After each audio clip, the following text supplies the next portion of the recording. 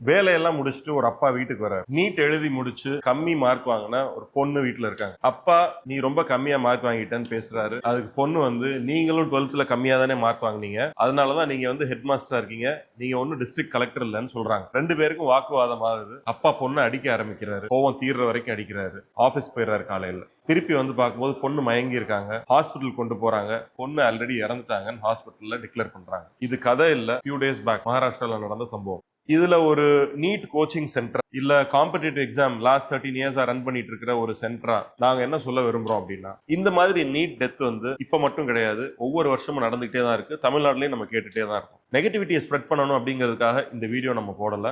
அதுக்கு மாறா as a பேரண்டா நம்மளுடைய மனநிலையும் குழந்தையோட மனநிலையும் எப்படி பாத்துக்கிறது. நீங்க எல்லாருமே ஒரு விஷயம் புரிஞ்சுக்கணும். 20 இருந்து 22 லட்சம் பேர் எழுதுற ஒரு காம்படிட்டிவ் எக்ஸாம்ல வெறும் 1 லட்சம் இருந்து 1,18,000 சீட் மட்டுமே இருக்கிற எம்பிபிஎஸ் சீட்டுக்கு எல்லாருமே போராடுறோம். வெறும் 5% ஆஃப் த மாணவர்களுக்கு தான் எம்பிபிஎஸ் சீட் கிடைக்கும் அப்படின்னு நம்ம எல்லாருக்குமே தெரியும். தெரிஞ்சும் இந்த சிஸ்டம்குள்ள வரும். அப்ப அது கிடைக்காம போறதுக்கான சான்சஸ் ரொம்ப அதிகம் அப்படிங்கிறது நம்ம எல்லாருக்குமே ஆரம்பத்திலேயே தெரியும். ஆனா இருந்தாலும் அஸ் அ பேரண்டா என்னுடைய பசங்களுக்கு அந்த ஒரு சூழ்நிலையை நான் உருவாக்கி கொடுக்கணும், அதை அவன் யூட்டிலைஸ் பண்ணிக்கணும் அப்படின்னு நம்ம பண்றோம். ஒரு குழந்தை அது விளையாடுற வயசு, ஒரு அடலசன்ட் ஏஜ், ஃப்ரீயா இருக்கிறது, நிறைய விஷயங்களை எக்ஸ்ப்ளோர் பண்ணி பார்க்குற இந்த வயசுல அதோட எல்லா சென்சஸையும் கண்ட்ரோல் பண்ணிட்டு 1 இயரோ 2 இயரோ ஃபுல்லா உட்காந்து படிக்கிறாங்க. அதுவே ஒரு ப்ரெஷர். அண்ட் இந்த அன்ஃபேர் காம்படிஷன்ல வந்து டாக்டிக்ஸ், டெக்னிக்ஸ், சைக்கலாஜிக்கலி ஒரு காம்படிட்டிவ் எக்ஸாம் வந்து எப்படி அப்ரோச் பண்ணணும், இது எதுவுமே தெரியாம புரியாம கிளாஸ் எடுத்துட்டு அதை டெஸ்ட் எழுதி இந்த ஃபார்மெட்லயே அவங்க போர்டு எக்ஸாம்க்கு எப்படி ப்ரிப்பேர் ஆனாங்களோ அதே மாதிரி எதுக்கும் ப்ரிப்பேர் ஆகுறாங்க. பட் போர்டு எக்ஸாம்க்கு எப்படி ஒர்க் அவுட் ஆச்சோ அந்த மாதிரி நீட்டுக்கோ இல்ல எந்த காம்படிட்டிவ் எக்ஸாம்க்கோ ஒர்க் அவுட் ஆக போறது கிடையாது. இதை எத்தனை பேர் புரிஞ்சுக்கிட்டு கிளாஸ் எடுக்கிறாங்க, இதை எத்தனை பேர் புரிஞ்சுக்கிட்டு பசங்க படிக்கிறாங்க அப்படிங்கிறது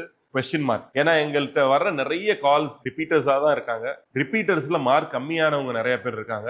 அவங்க எல்லாருமே காமனா இந்த டிமாண்ட் ஆஃப் த எக்ஸாமையும் புரிஞ்சுக்கல அப்படிங்கிறது எங்களுக்கு ரொம்ப கிளியரா தெரியும். இந்த ஃபெயிலியர், இதை ஃபெயிலியர் நம்ம சொல்லக்கூடாது. இந்த நீட்டுங்கிற ஒரு எக்ஸாம் நம்ம குழந்தையோட திறமையோ தனித்தன்மையோ முடிவு பண்ற ஒரே எக்ஸாம் கிடையாது அப்படிங்கறத நீங்க புரிஞ்சுக்கங்க. என் பையன் ரொம்ப மார்க் கம்மி ஆயிட்டான் அப்படின்னு சொல்லிட்டு நீங்க மட்டும் கிடையாது, லட்சக்கணக்கான பேரண்ட்ஸ் இருக்காங்க. சோ இந்த பிரச்சனை உங்களுக்கு மட்டும் கிடையாது, அதையும் நீங்க உணரணும். எம்பிபிஎஸ் மட்டுமே லைஃப் அப்படிங்கிறது கிடையாது. எம்பிபிஎஸ் இல்லாம ஆல்டர்னேட் ஆப்ஷன்ஸ் எக்கச்சக்கமா இருக்கு. மேபி இன்னும் ஒரு 5 வருஷம் கழிச்சோ இல்ல 10 வருஷம் கழிச்சோ அது ஒரு சாதாரணமான விஷயமா மாறிடுறதுக்கு சான்ஸ் இருக்கு. இன்னைக்கு நம்ம எல்லாருமே எமோஷனலி கனெக்டடா இருக்கும் இந்த எம்பிபிஎஸ் சீட் மேல. இதுல இருந்து வெளியே வாங்க. ரிப்பீட் பண்ண வைக்க போறோம் அப்படின்னா போன வருஷம் பண்ண தப்பெல்லாம் பண்ணாம எப்படி ரிப்பீட் பண்றது, யார் கைடன்ஸ் கொடுக்கறது, இதுல தெளிவா இருந்தா மட்டும் ரிப்பீட் பண்ணுங்க. இல்ல அப்படின்னா கொஞ்சம் விவரமா நம்ம யோசிக்க வேண்டிய நேரம் as a பேரண்டா.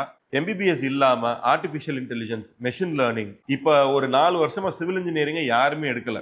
இந்த மாதிரி கோர்சஸ் இதெல்லாம் வந்து திருப்பி பூமாக தான் போகுது. அதுல வந்து உங்க பசங்க வந்து சாதிக்க தான் போறாங்க. அந்த டெசிஷனை உடனே எடுங்க. மாத்தி மாத்தி பிளேம் பண்ணிக்கிறதோ நீங்க உங்களையே கஷ்டப்படுத்திக்கிறதோ அது எதுவுமே வேணாம். எம்பிபிஎஸ்க்கு ஆல்டர்னேட்டிவ் அண்ட் ப்ராப்பரான ஒரு டெசிஷன் எடுக்கணும், அது கைடன்ஸ் வேணும் அப்படின்னா கனா அகாடமிக்கு கால் பண்ணுங்க. as a சோஷியல் இனிஷியேட்டிவா இதை கனா அகாடமி உங்களுக்காக பண்றோம். உங்களை மாதிரி நிறைய பேரண்ட் வந்து கஷ்டப்பட்டு இருக்கலாம், அவங்களுக்கு இந்த வீடியோவை ஃபார்வர்ட் பண்ணுங்க. தேங்க்யூ.